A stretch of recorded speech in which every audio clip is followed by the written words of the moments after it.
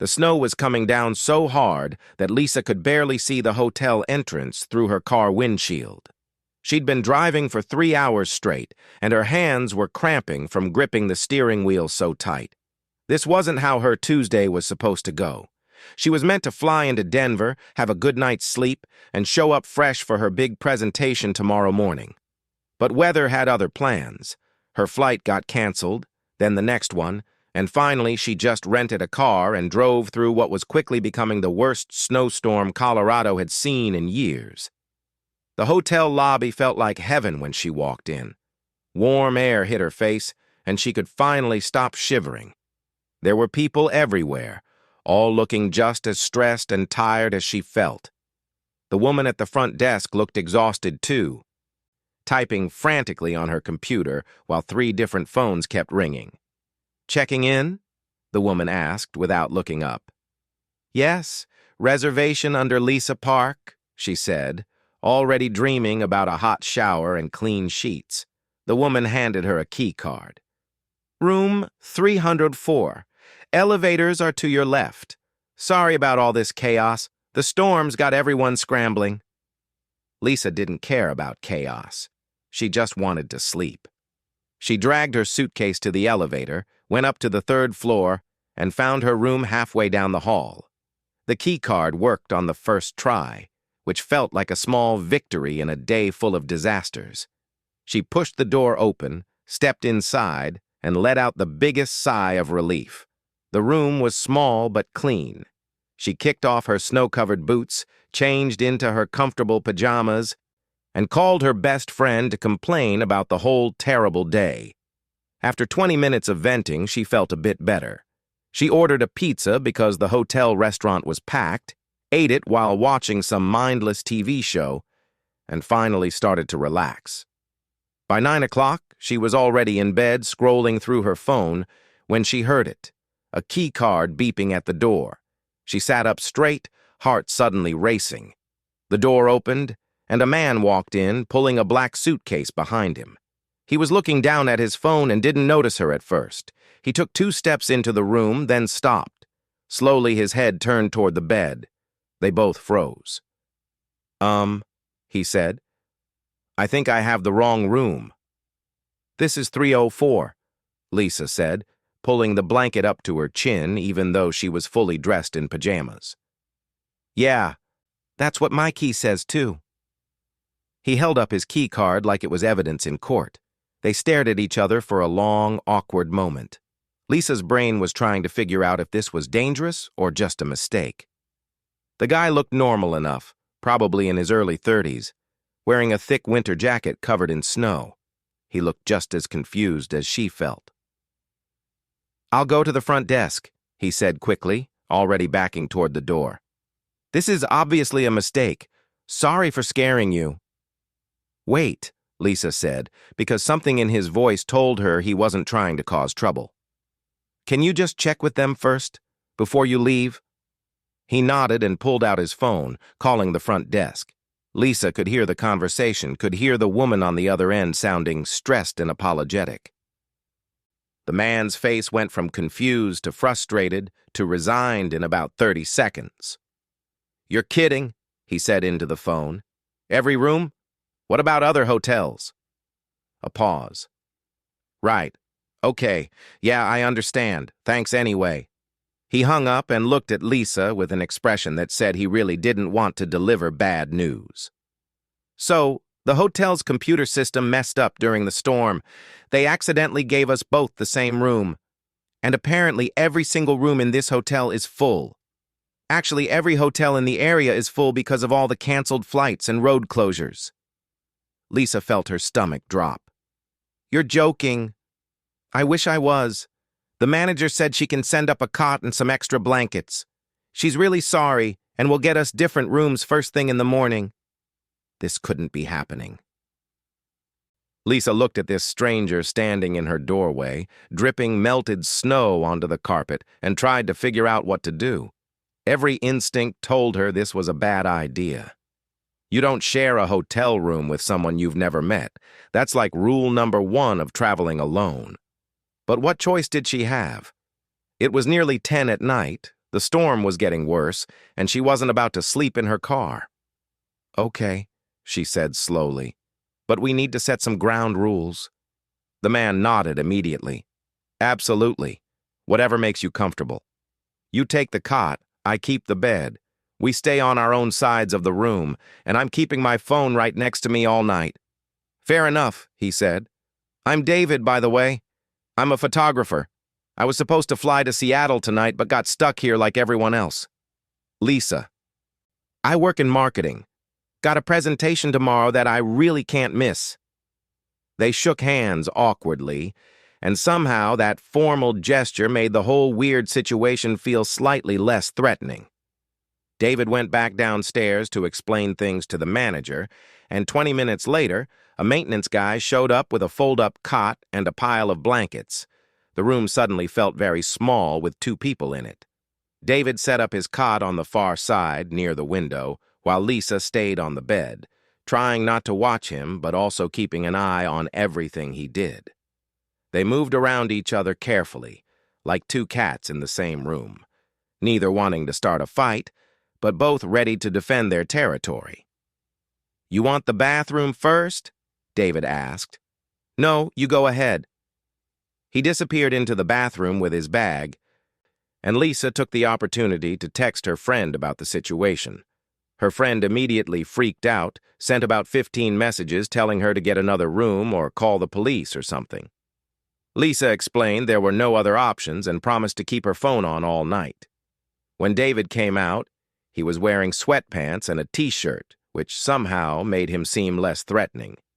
He climbed onto the cot without saying much, pulled the blanket up, and turned to face the wall.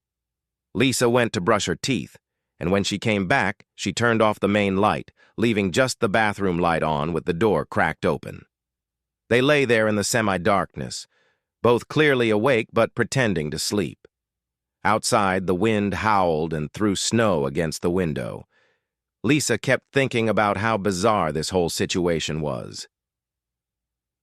12 hours ago, she was in her apartment in Boston, packing her bag and stressing about her presentation. Now she was sharing a room with a complete stranger in Colorado during a snowstorm.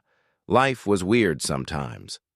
Lisa woke up to a sound she couldn't quite place at first. It was a rattling noise, like something was shaking. She opened her eyes and realized the whole room felt freezing. Her breath was making little clouds in the air. That wasn't normal. "Are you cold too?" David's voice came from across the room. He was sitting up on the cot, wrapped in his blanket like a burrito. "It's like a freezer in here," Lisa said, reaching for her phone to check the time. It was just past 10 at night. They'd only been trying to sleep for about an hour. David got up and went to check the heating unit under the window.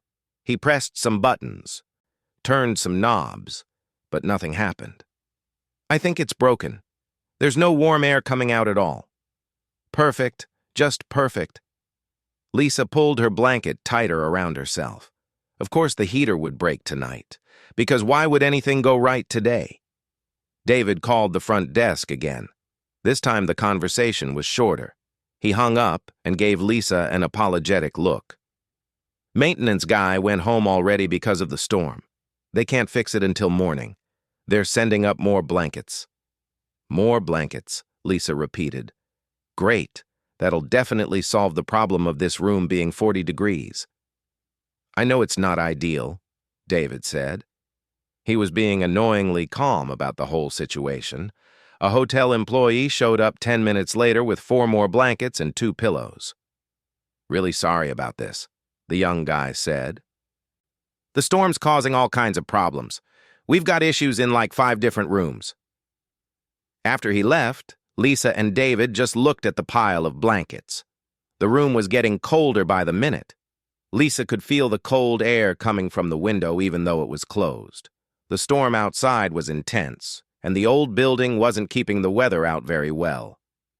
"We should probably block that window," David said, pointing to where the curtains were moving slightly from the draft. "The cold air's coming right through."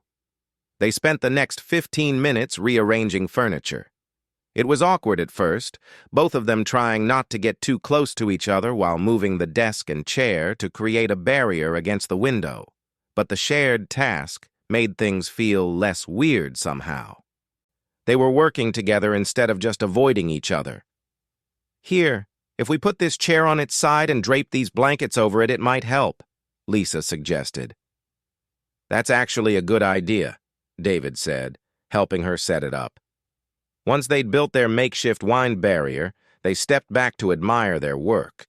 It looked ridiculous, like a blanket fort a kid would make, but it did seem to help a little bit. The room wasn't quite as freezing. Lisa sat back down on the bed, wrapping herself in 2 blankets.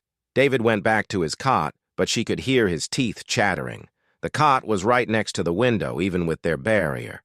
That had to be the coldest spot in the room. "You're going to freeze over there," she said. "I'll be fine. I've got blankets." "You're literally shaking." "I can hear your teeth." David didn't argue because they both knew it was true. They sat in silence for a moment, and Lisa felt bad. This wasn't his fault. He was just as stuck in this situation as she was. "Look," she said, "we can push the cot to this side of the room. At least it'll be warmer away from the window." "You sure?" "Yeah, come on. We're both adults. We can handle sharing space without being weird about it." They moved the cot to the other side of the bed, creating more distance from the problematic window. It was still awkward, but less awkward than letting someone freeze. Lisa turned on the TV to fill the silence.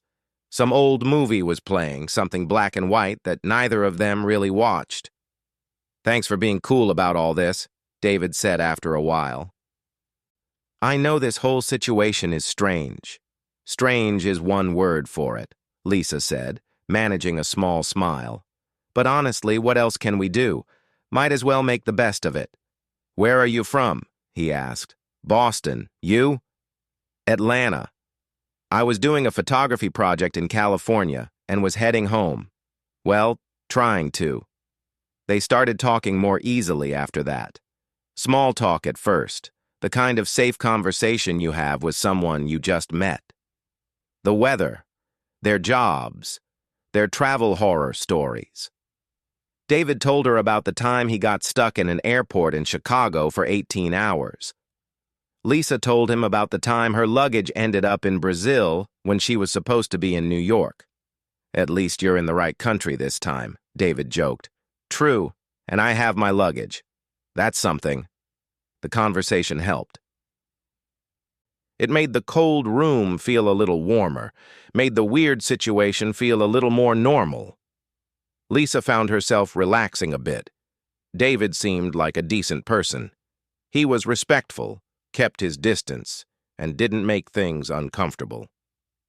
Around 11:30, Lisa's stomach growled loudly. She laughed, embarrassed. "Sorry, I only ate pizza hours ago." "I've got snacks," David said, reaching for his bag. "Nothing fancy, but I always travel with food. Airport food is expensive." He pulled out a bag of trail mix, some granola bars, and a pack of cookies. Lisa had some chips in her bag. They ended up sitting on the floor between the bed and the cot, sharing their random collection of snacks like they were having a strange midnight picnic. "This is probably the weirdest dinner I've ever had," Lisa said, munching on a granola bar. "Same. But I've had worse. Once I ate gas station sushi. Never again." "Gas station sushi? You actually ate that?" "I was desperate and young and stupid, mostly stupid." They laughed, and it felt good. The tension from earlier had mostly disappeared. They were just 2 people stuck in a bad situation, trying to make it through the night. The storm kept raging outside, the wind so loud it sounded like it was trying to tear the building apart. "Do you think we'll be able to leave tomorrow?" Lisa asked. "I hope so. I really need to get home. My sister's getting married this weekend, and I'm supposed to take the photos." "You're photographing your own sister's wedding?" "Yeah," she insisted. Said she trusts me more than any professional. No pressure or anything. Lisa smiled. "That's actually really sweet. My presentation tomorrow suddenly feels less important." Hey, if it's important to you, then it matters. What's it about? She explained her project, a marketing campaign she'd been working on for months. David actually seemed interested, asking questions and offering thoughts. It was nice to talk to someone who wasn't from her company, someone with a fresh perspective. They talked for another hour, their conversation flowing more naturally than Lisa would have expected. At some point, they both ended up leaning against the bed, sitting on the floor wrapped in blankets, just talking about everything and nothing. The cold didn't seem quite as bad anymore. Maybe it was the blankets, or maybe it was just easier to deal with when you weren't dealing with it alone. By 1 in the morning, they were still awake. Neither of them could sleep, maybe because of the cold, or maybe because the strangeness of the situation had their minds racing. The TV was still on, playing some late-night talk show neither of them was really watching. The light from the screen flickered across the room, creating shadows on the walls. "Can I ask you something?" David said, breaking a comfortable silence they'd fallen into. "Sure," Lisa said, pulling her blanket tighter around her shoulders. "Do you ever feel like you're living someone else's life? Like you woke up one day and realized you're doing everything you're supposed to do, but you're not actually happy?" The question caught Lisa off guard. It was deeper than anything they'd talked about so far. She thought about it for a moment, really thought about it. "Yeah, actually, all the time lately." "Really?" "Really. I mean, look at me. I'm 28 years old. I have a good job. I make decent money. I live in a nice apartment. On paper, everything looks great. But sometimes I wake up and think, is this really what I want? Or is this just what I'm supposed to want?" David nodded slowly. "Exactly. That's exactly how I feel. Everyone tells me I should get a real job, settle down, stop traveling so much. And part of me knows they're probably right. I can't be a freelance photographer forever. It barely pays the bills. But the thought of sitting in an office every day makes me feel like I can't breathe." "So why don't you keep doing what you love?" Lisa asked. "Because loving something doesn't pay rent. Because my parents keep asking when I'm going to get serious about life. Because I'm 32 and I still don't have a retirement account or health insurance half the time." He laughed, but it wasn't a happy sound. "What about you? If you could do anything, what would it be?" Lisa had to think about that. No one had asked her that question in years. "I think I'd want to work for myself. Start my own consulting business. Work with smaller companies that actually need help instead of huge corporations that just want to get bigger. I'd want to choose my own clients, set my own hours, actually make a difference." "So why don't you?" "Because it's scary. Because what if I fail? What if I give up a stable job and it all falls apart? I've got student loans, rent, responsibilities. You can't just chase dreams when you got bills to pay." "But you can't just ignore dreams either," David said quietly. "Otherwise, what's the point?" They sat with that thought for a while. Outside, the wind had died down a bit, but snow was still falling steadily. The room felt like its own little world, separate from everything else. There was something about the late hour, the darkness, the fact that they were complete strangers, that made it easier to be honest. Lisa found herself saying things she'd never said out loud before. "I was supposed to get married last year," she said suddenly. The words just came out. "Had the venue booked, dress bought, invitations printed, everything." "What happened?" "I called it off 3 weeks before the wedding. Everyone thought I was crazy. My mom didn't talk to me for 2 months. My friends didn't know what to say, and my ex, he was so hurt and confused because I couldn't really explain why." How do you tell someone that you love them but you don't want the life they want? That you're terrified of becoming someone you don't recognize? "That must have been really hard," David said. "It was the hardest thing I've ever done. But also the rightest thing, if that makes sense. I knew if I went through with it, I'd spend the rest of my life wondering what if. Wondering who I could have been if I'd been brave enough to choose myself." David was quiet for a moment. Then he said, "My little sister died 5 years ago. Car accident. She was only 23. Lisa turned to look at him. His face was half in shadow, but she could see the pain there. "I'm so sorry." "Thanks. It's why I travel so much, I think. After she died, I couldn't stand staying in one place. Every corner of my hometown reminded me of her. Every family dinner had an empty chair, so I just started moving, taking any photography job anywhere. I told myself I was building my career, but really I was just running away from grief." "That's not something to be ashamed of," Lisa said. "Everyone deals with loss differently." "Maybe. But 5 years is a long time to run.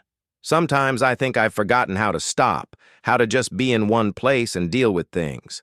My sister, she was always the brave one. She'd try anything, go anywhere, talk to anyone. I'm the careful one, always thinking too much. But after she died, I realized being careful didn't protect her. Bad things happen anyway. So what's the point of playing it safe?" They talked for another hour, sharing stories they rarely told anyone. David talked about his family, how they didn't really understand his work, how he felt like a disappointment sometimes. Lisa talked about the pressure she felt to be successful, to prove she'd made the right choice by calling off her wedding, to show everyone that she could make it on her own. "Do you know what's funny?" Lisa said around 2:30 in the morning.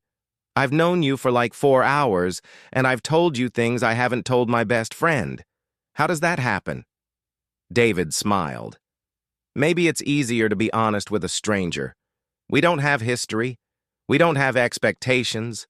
Tomorrow we'll probably never see each other again, so there's no risk in being real." That's kind of sad, though, isn't it? That we can only be completely honest with people we'll never see again? "Yeah," David agreed. "It really is." The conversation shifted to lighter topics after that. They talked about their favorite movies, worst first dates, places they wanted to travel. Lisa learned that David had been to 23 countries and wanted to visit 50 before he turned 40. David learned that Lisa spoke 3 languages, but was too shy to actually use them when she traveled. They argued playfully about whether pizza or tacos were better, whether summer or winter was the superior season. Around 3 in the morning, Lisa started yawning. The exhaustion was finally catching up with her, mixing with the strange intimacy of the night. She looked over at David, who was also fighting to keep his eyes open. "We should probably try to sleep," she said. "Tomorrow's going to come fast." "Yeah, you're right." David stood up and stretched. "Thanks for talking with me. This would have been a really long, really boring night otherwise." "Thanks for the snacks," Lisa said, smiling, "and for not being a total weirdo." "I appreciate you not calling the police on me," David joked. They got settled in their respective sleeping spots, the cot and the bed now feeling less like enemy territories and more like just 2 places in a shared space. Lisa turned off the TV and the room went dark, except for a small strip of light coming from under the bathroom door. "Hey, David," Lisa said into the darkness. "Yeah? Do you really think the universe puts people in the right place at the right time? Like, do you think there's a reason we both ended up in this room tonight?" There was a long pause. "I don't know. Maybe. Or maybe it's just random chaos and we're trying to find meaning in it. But either way, I'm glad it happened." "Me too," Lisa said softly. She closed her eyes, listening to the sound of David's breathing slowly, evening out as he fell asleep. Her mind was still racing with everything they'd talked about, all the honest truths they'd shared. There was something special about this night, something she couldn't quite name. It felt like standing at a crossroads, like something important had shifted, even though nothing had really changed at all.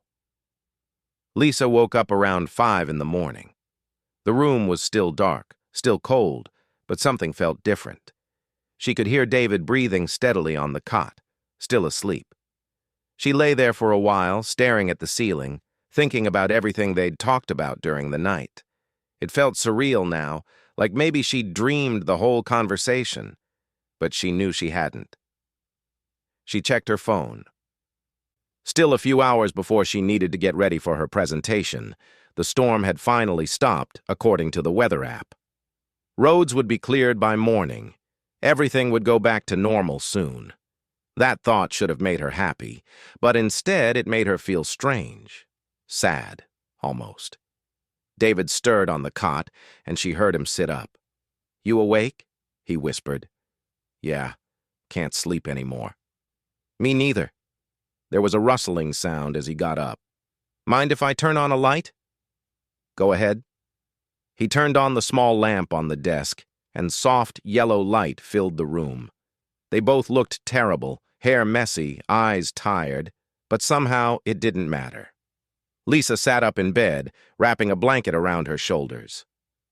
"That was a weird night," David said, rubbing his eyes. "Weird doesn't even begin to cover it." They smiled at each other, and there was a moment of comfortable silence. Then David said, "Can I ask you something else? Something I've been thinking about since we started talking?" "Sure." "What if this is it? What if this random, bizarre night is actually trying to tell us something? Like, what are the chances that we both end up in this exact room, at this exact time, both feeling stuck in our lives? That seems like more than just coincidence." Lisa felt her heart beat a little faster. She'd been thinking the same thing, but was afraid to say it out loud. "What are you suggesting?" "I don't know exactly. I just feel like we connected in a way that doesn't happen very often. At least not for me. And I keep thinking about everything we talked about being brave, about not playing it safe. What if we're supposed to do something with this? What if we're not supposed to just say goodbye and forget this ever happened?" "But we live on opposite sides of the country," Lisa said, even though part of her wanted to hear what he'd say next. "You're in Atlanta, I'm in Boston. Tomorrow you go your way, I go mine. That's just how it works." David moved closer, sitting on the edge of the bed, but still keeping a respectful distance. "Does it have to work that way? I mean, we have phones, we have email, we have planes that fly between cities. People stay in touch all the time." "But we're strangers, David. We met like 8 hours ago in the weirdest possible way. This isn't real life. This is just a moment, a strange bubble outside of reality. Tomorrow when we go back to our actual lives, this will all feel different, less important." "Will it, though?" He looked at her intently. "When's the last time you talked to someone the way we talked tonight? When's the last time you felt like someone actually understood what you were going through?" Lisa didn't have a good answer for that. The truth was, she couldn't remember the last time she'd felt this seen, this heard. Her friends back home were great, but they were all caught up in their own lives, their own problems. Her family loved her but didn't always understand her choices, and she definitely hadn't had this kind of connection with anyone since her breakup. "I don't know what you want me to say," she said quietly. "I don't know either.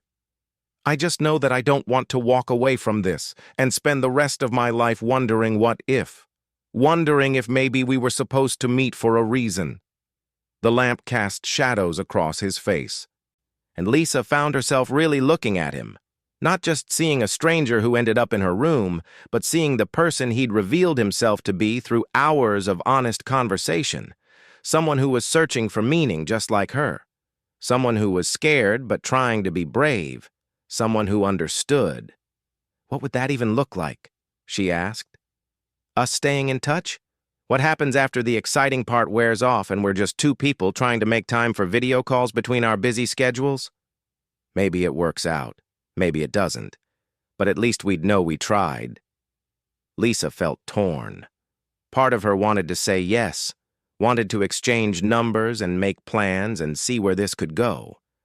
But another part of her was terrified. She'd spent the last year rebuilding her life after walking away from her engagement. She'd promised herself she'd focus on her career, on figuring out who she was outside of a relationship. And here was this person, this connection she didn't plan for, threatening to complicate everything. "I'm scared," she admitted.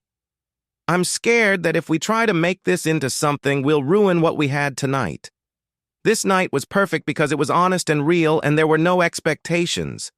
But the minute we try to force it into regular life, with all the complications and disappointments that come with that, it'll fall apart. David nodded slowly. I get that. I do. But I'm also scared of the alternative. I'm scared of walking away and always wondering. I'm scared of playing it safe one more time when maybe this is exactly the kind of risk I should be taking. They sat there in the dim lamplight, the weight of the decision hanging between them. Outside, the world was starting to wake up. Lisa could hear sounds in the hallway, other guests moving around, life returning to normal after the storm. My sister used to say something, David said after a long pause. She said that the things you regret most in life aren't the things you do. They're the things you don't do, the chances you don't take, the people you let walk away.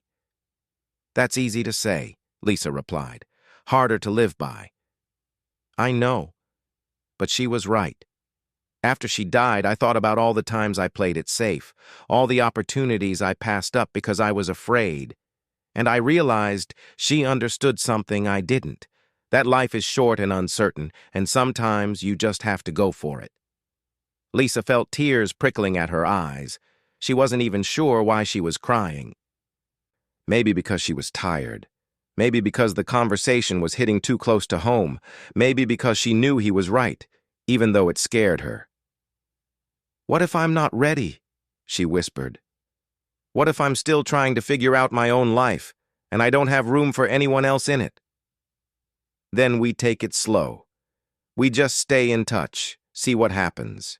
No pressure, no expectations. Just two people who had a weird night in a hotel room and want to keep the conversation going. It sounded so simple when he said it like that. But Lisa knew it wouldn't be simple. Nothing ever was.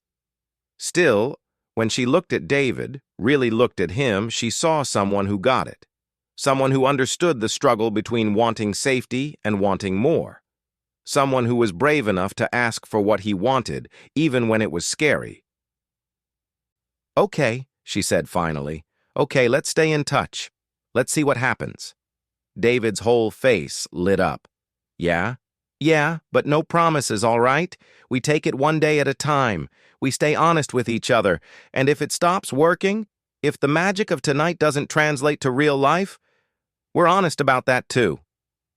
Deal, David said, holding out his hand.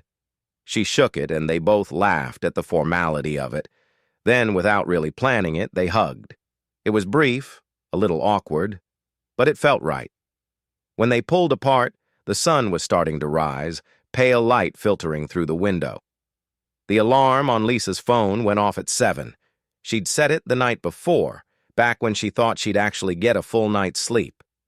Now, running on maybe 2 hours of actual rest, she felt exhausted but strangely awake at the same time. Her mind was buzzing with everything that had happened. David was already up, folding the blankets on his cot. He'd clearly been awake for a while. The room looked different in the morning light, less like the intimate space it had been during the night, and more like just a regular hotel room. The magic was fading, and Lisa could feel reality creeping back in. Morning, he said, giving her a small smile. Morning. Did you sleep at all? Maybe an hour. You? About the same. They moved around each other carefully, gathering their things, taking turns in the bathroom. It was strange how they'd gone from talking for hours to barely saying anything. Lisa wasn't sure if it was awkwardness or just exhaustion, or maybe both of them feeling the weight of what they'd agreed to just a couple hours earlier. There was a knock on the door. The hotel manager stood there with an apologetic smile. Good morning. I'm so sorry about everything last night. We have 2 rooms ready for you now if you'd like to move. And breakfast is complimentary, of course. It's the least we can do. Thanks, David said. We appreciate it. But neither of them moved to pack up and change rooms. What would be the point now? They'd already spent the night. The damage, or the connection, or whatever it was, had already been done. After the manager left, they stood in the room, bags packed, ready to go their separate ways. This was it. The moment where everything they'd talked about would either mean something or become just a story they'd tell sometimes about that weird night in Denver. "So," Lisa said, not quite meeting his eyes, "I should probably get ready for my presentation." "Right. And I need to check on flights. Hopefully they're running again." "Hopefully." The silence stretched between them. Lisa felt her stomach twist into knots. Why was this so hard? They'd already exchanged numbers earlier, already agreed to stay in touch. But standing here in the morning light, about to walk away, it felt different. It felt final, in a way that scared her. "Lisa," David said, and something in his voice made her look up. "I meant what I said earlier, about staying in touch. I wasn't just saying that in the moment." "I know. Me too. Because I feel like we're both about to walk out that door and talk ourselves out of this.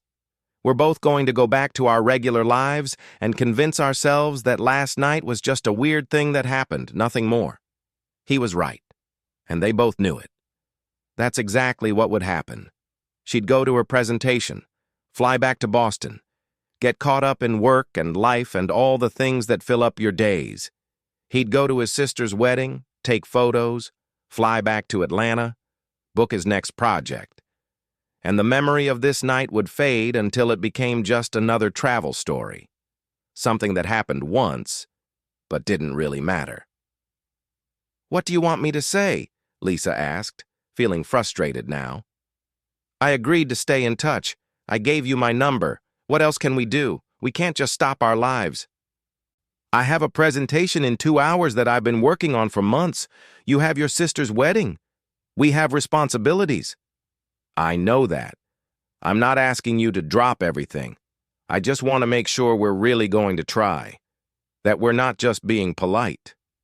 Lisa set down her bag and looked at him directly. "You want honesty? Fine. I'm terrified. I'm terrified because last night felt real and important and special, and I don't trust that. I don't trust that it won't disappear the second we leave this room. I don't trust that we won't just become two more people who match on a dating app and text for a week and then ghost each other." "We're not people who matched on an app," David said. "We're people who actually talked, who actually shared real things. That's different." "Is it, though? How many people have moments like this? Moments that feel significant and then just fade away into nothing? I've had deep conversations at parties with people I never talked to again. I've felt connections that went nowhere. How is this different?" David was quiet for a moment. Then he said, "Maybe it's not. Maybe you're right and we're both just caught up in the strangeness of the situation. Maybe in a week we'll realize we don't actually have that much in common. But I'd rather find that out than spend the rest of my life wondering." Lisa felt something shift in her chest. He wasn't promising her forever. He wasn't being unrealistic or overly romantic. He was just being honest about wanting to try, about being willing to risk disappointment for the chance at something real. And wasn't that exactly what she'd said she wanted? To be braver, to take chances? "Okay," she said. And this time she meant it fully. "Okay, we try, for real. No ghosting, no making excuses. If it doesn't work, we're honest about it. But we actually give it a chance. Deal." They exchanged a smile, and some of the tension in the room lifted. David checked his phone. "My flight's at 2. Looks like they're running again." "That's good. You'll make it to the wedding." "What time's your presentation?" 10. "I should probably go find some coffee and try to wake up my brain." They gathered their things and walked to the door together. In the hallway, they stopped. This was really it now, the goodbye they'd been dancing around. "Good luck with your presentation," David said. "You're going to crush it." "Good luck with the wedding photos. Your sister's lucky to have you." They hugged, longer this time, and Lisa let herself really feel it. This strange, unexpected connection with someone she'd known for less than 12 hours. When they pulled apart, she felt emotional in a way she couldn't quite explain. "Talk soon?" David said. Talk soon. They walked in opposite directions down the hall. Lisa made herself not look back. She got in the elevator, went down to the lobby, checked into her new room. She showered, got dressed, went over her presentation notes.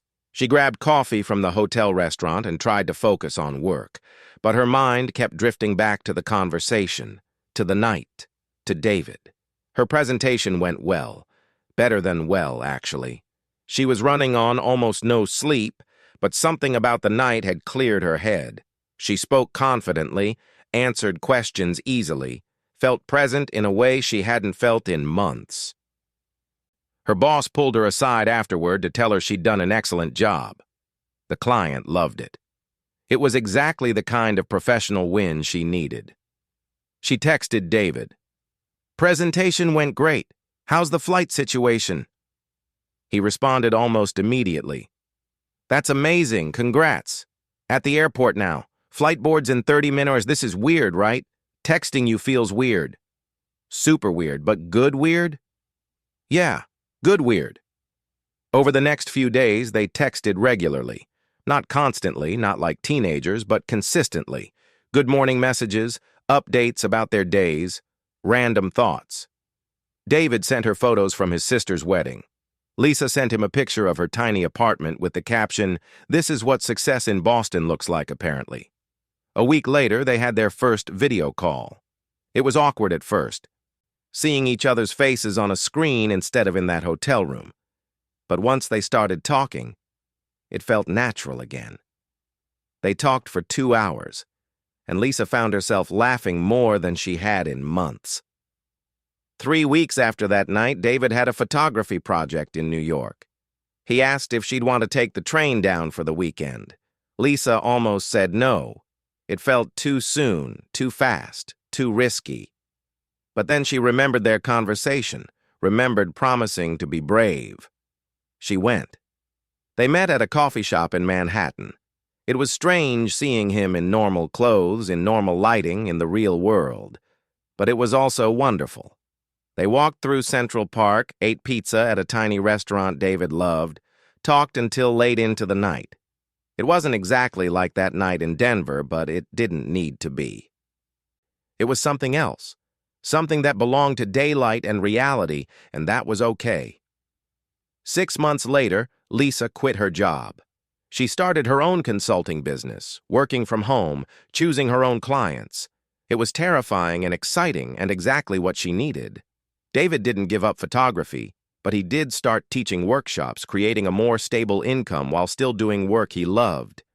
They didn't move in together. They didn't rush anything. They visited each other when they could, talked when they couldn't, built something slowly and carefully. Some of their friends didn't understand it.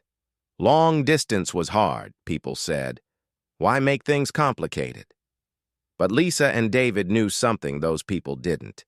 They knew that the best things in life are often complicated, that sometimes you have to take the risk, make the effort, choose the harder path because it leads somewhere worth going. A year after that night in Denver, they met back at the same hotel. It was David's idea, something romantic and symbolic. They got the same room, 304. This time it was intentional, and this time the heater worked fine. They lay in the dark, just like that first night, and talked about everything that had changed. Lisa told David she'd never been happier, never felt more like herself. David told Lisa she'd changed his life, made him believe in taking chances. You know what's funny? Lisa said. If that storm hadn't happened, if the hotel hadn't messed up, we never would have met. Our entire lives would be completely different. Do you believe in fate now? David asked. Lisa thought about it. I don't know. Maybe. Or maybe I just believe that sometimes random things happen, and what matters is what you choose to do with them. We could have just been polite strangers for one night and never talked again. But we chose differently. Best choice I ever made, David said. Mine too. They fell asleep that night with the certainty that some moments, some connections are worth fighting for. That playing it safe might keep you from getting hurt, but it also keeps you from really living. and that sometimes, just sometimes, two strangers and one bizarre night can change everything, if you're brave enough to let it. The next morning, they had breakfast in the hotel restaurant. The same manager from that night saw them and came over confused. "Weren't you two here a year ago, the night of the big storm?" "We were," Lisa said, smiling. "And you came back together? So you knew each other?" "Not exactly," David said, reaching for Lisa's hand across the table. "We met that night, because of the storm, because of your computer system messing up." The manager's eyes went wide. "Oh my goodness, you're the couple from room 304, the one we accidentally double-booked." "That's us." "And now you're together? That's incredible. I felt so bad about that mistake." "Best mistake ever made," Lisa said, and she meant it with her whole heart. They left the hotel hand in hand, walking out into the Denver sunshine, ready for whatever came next. Because they'd learned that night, and in all the nights since, that life isn't about avoiding the unexpected. It's about embracing it, learning from it, and sometimes, if you're really lucky, letting it change you into someone braver, someone more honest, someone more alive. And it all started with two strangers, one room, and a night they could never forget.